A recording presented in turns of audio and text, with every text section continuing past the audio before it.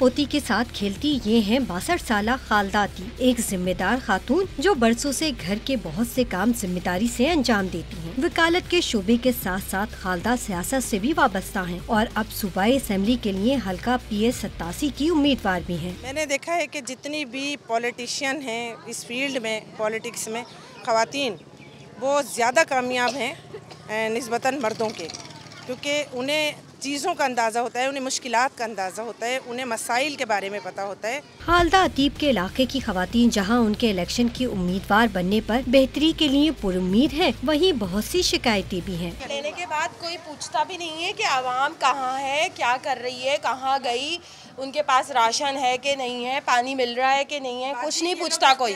कराची के हल्के PS 87 में 1,40,000 वोटर्स और 6 बड़ी जमातों के उम्मीदवार एक दूसरे के मद्दे मुकाबिल हैं। बासलाहियत खालदा को देखकर ये बात कही जा सकती है कि औरत को जब जब मौका मिला उसने अपनी जहानत और सलाहियत को दुनिया पर साबित कर दिया है। कैमरामैन फ़कीरा BK के साथ नुसरत वसी, डॉन न्यूज़, कराची।